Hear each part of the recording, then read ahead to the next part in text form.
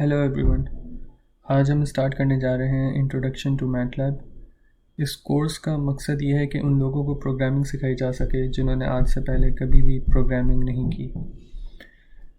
MATLAB से ही start क्यों किया जा रहा है? और भी बहुत सारी लैंग्वेजेस हैं मार्केट में, लेकिन मैटलैब एक ऐसी लैंग्वेज है जो कि बिगनर्स के लिए बहुत ज़्यादा फ़ायदेमंद साबित होती है क्योंकि ये बहुत ही सिंपल है। इस कोर्स को इस तरह से डिज़ाइन किया गया है कि एक सीरीज़ ऑफ सिंपल टास्क हैं जिनको अगर आप सीख लें तो उन सिंपल टास्क के ज़रिए आप बहुत ही कॉम्प्लेक्स टास्क अचीव कर सकते हैं।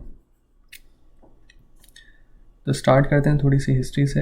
अगर आपको पता हो कि कंप्यूटर जब पहली बार बनाए गए थे तो वो एक बहुत ही बेसिक सा मैथमेटिकल सॉल्यूशन हासिल कर सकते थे, और अगर प्रॉब्लम चेंज हो जाता था तो उस न्यू प्रॉब्लम के लिए जो सॉल्यूशन होता था उसको हासिल करने के लिए इलेक्ट्रिकल सर्किट्स में चेंजेस किए जाते थे।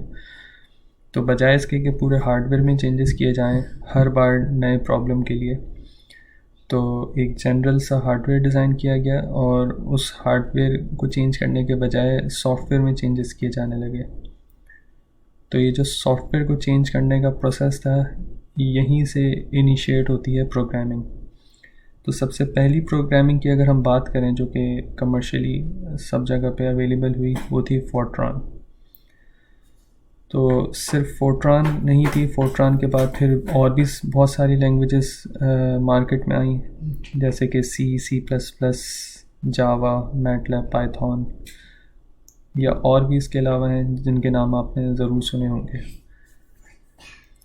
मैटलैब की स्टार्टिंग यहाँ से हुई कि प्रोफेसर मूलर जब यूनिवर्सिटी ऑफ न्यू मैक्सिको में अपने स्टूडेंट्स को न्यूमेरिकल प्रॉब्लम्स को सॉल्व करना सिखा रहे थे बाय यूजिंग फोर्ट्रान, उनको काफ़ी मुश्किल पेश आ रही थी क्योंकि फोर्ट्रान एक बहुत ही जनरलाइज सी लैंग्वेज थी। उन्होंने एक डिफरेंट किस्म की लैंग्वेज डिज़ाइन करना शुरू की जो कि मैथमेटिकल न्यूमेरिकल प्रॉब्लम्स को सॉल्व करने में काफ़ी इजी साबित हुई, और इसी लैंग्वेज का नाम था मैटलैब।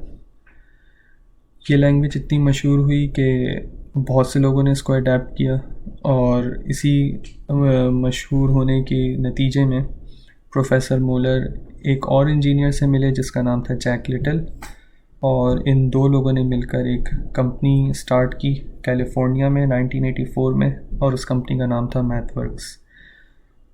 इस कंपनी का सबसे पहला जो प्रोडक्ट था वो मैटलैब था।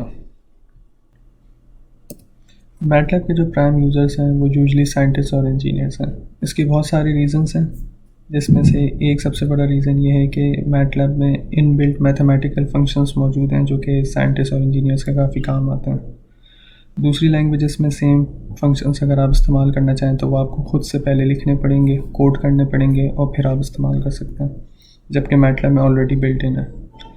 और दूसरी सबसे बड़ी वजह यह है कि मैटलैब के अंदर प्लॉटर मौजूद है। इसका फ़ायदा ये होता है कि जब कभी आप कोई कोड रन कर रहे हैं और आप चाहते हैं कि कोड रन करने के दौरान ही आपको ये पता चलता रहे कि क्या रिज़ल्ट्स बनकर सामने आ रहे हैं, तो आप कोड के दौरान ही वो प्लॉटर इस्तेमाल कर सकते हैं। ये दोनों ही काम, यानी कि मैथमेटिकल फंक्शंस और प्लॉटर, आप दूसरी लैंग्वेजेस में भी इस्तेमाल कर सकते हैं, लेकिन मैटलैब में ये सारे प्लॉट्स और सारे मैथमेटिकल फंक्शंस इस तरह से डिज़ाइन किए गए हैं कि वो साइंटिस्ट और इंजीनियर्स के काफ़ी काम आते हैं।